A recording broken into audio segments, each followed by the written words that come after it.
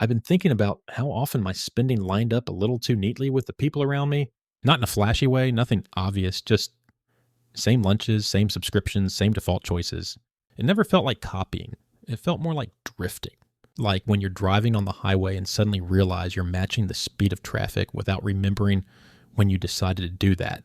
At the time, it didn't even register as spending. It felt closer to maintenance, social maintenance. The quiet cost of not wanting to stand out or slow things down or ask questions that might make things awkward. And because it didn't feel like a decision, it didn't feel like money leaving, it just felt like staying aligned, staying smooth, staying part of the flow. I didn't think of it as choosing anything. I thought of it as avoiding friction. And that framing made it very easy to never look back at what it was costing me. I remember my first few years working full time. Lunch was the thing. Everyone ordered delivery like it was nothing. Not even a discussion. Just phones out, orders in, receipts forgotten. I didn't actually care that much about the food.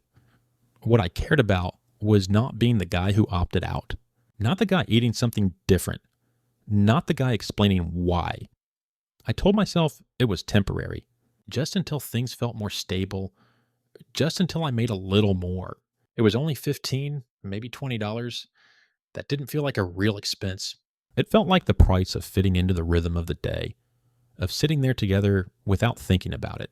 What sticks with me now is how much effort went into that quiet alignment, the mental energy of staying in sync. At the time, it felt harmless. Looking back, it feels like the beginning of a pattern I didn't realize I was repeating. There were subscriptions like that too, ones I don't remember signing up for in any meaningful way. Someone would mention a show, a playlist, an app everyone used, and I'd nod along even if I wasn't sure what they were talking about yet. It felt easier to already have access than to ask questions later. $10 here, 12 there. They stacked quietly the way dust does. I wasn't using most of them regularly, but that didn't seem to matter. The point wasn't enjoyment, it was fluency. Being able to participate without hesitation. Being able to say, yeah, I saw that, or yeah, I used that too. When I finally looked at my bank statement months later, I had trouble explaining some of the charges even to myself. Not because they were large, because they'd never felt like decisions in the first place. Phones were another one. I didn't replace mine because it stopped working. I replaced it because everyone else's camera was sharper, their screens smoother, their apps faster. It created this low-grade feeling that mine was slightly off. Not bad, just behind. I told myself I'd use the new features. Better photos, more productivity, longer battery life. I always had a reason ready. The truth was, I used it the same way I used the old one. Same apps, same habits. The upgrade fixed a feeling more than a problem. And that feeling faded faster than the monthly payment. What stayed was the justification. The story I told myself about why it made sense at the time. Group plans were where alignment got expensive without ever announcing itself. Dinners where the menu wasn't discussed beforehand. Birthdays where splitting the bill was assumed. Weekend trips where the cost floated in the background, never quite landing in conversation. No one was being reckless. That's what made it tricky. Everything felt reasonable, normal, and I didn't want to be the person who paused the momentum by asking how much something was going to be. So I paid. Quietly. I remember feeling a strange mix of relief and resentment afterward. Relief that I didn't have to explain myself. Resentment that I'd absorbed another cost without really agreeing to it. At the time, I couldn't name that feeling. I just knew it lingered longer than the night out. I used to lean hard on the phrase, everyone's doing it. It worked like a permission slip. Everyone grabs lunch. Everyone uses ride shares. Everyone upgrades once in a while. Saying that made it feel less like my choice and more like a rule I was following. Something external, something neutral. The thing I didn't notice was how often once in a while became the default. 3 times a week, every other week. Small enough to ignore, frequent enough to matter. I told myself it was just this stretch of life, that I'd rein it in later. That later always felt close, but somehow never arrived. As friends moved into nicer apartments or bought newer cars, I felt myself adjusting without meaning to. Nothing dramatic, just little shifts, a slightly higher rent, a longer commute I justified because the place felt more adult, a car payment that felt manageable on paper. It didn't feel like keeping up. It felt like progressing at the same pace. The problem was my income wasn't always moving in lockstep.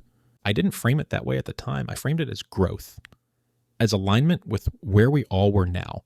Only later did I notice the quiet anxiety that came with it, the constant background math, the sense that there wasn't much room left if something went wrong. One afternoon, I did a lazy calculation that stuck with me. I was ordering lunch again, like usual, and realized I'd been spending about $18 each time. 3 times a week, I multiplied it out without really expecting anything. About $50 a week, around $2,500 a year. That number didn't shock me. It just sat there, heavy in a boring way. Not catastrophic, just stubborn. I remember feeling a mild discomfort, like noticing a crack in the wall you'd walked past 100 times. It wasn't new. I'd just finally named it. And naming it made it harder to pretend it wasn't there. Clothes played their part too. Not fashion, just appropriateness. Work clothes that fit the vibe. Weekend clothes that didn't feel out of place. Things I bought because they worked in certain rooms with certain people. I don't remember being excited about most of them. I remember feeling relieved, like I'd solved a problem. Looking back, some of those pieces barely felt like mine. They belonged to context more than they belonged to me. And every time I reached for my card, I told myself it was practical, necessary, part of being an adult. That word did a lot of work for me. I used to joke about being broke while still spending like everyone else. It was an easy joke. Everyone laughed. It took the edge off the contradiction. Humor smoothed over the fact that something didn't quite add up. I didn't think of it as denial. I thought of it as awareness. Like joking about it meant I was already handling it. In reality, it just delayed the moment where I had to sit with the numbers without commentary.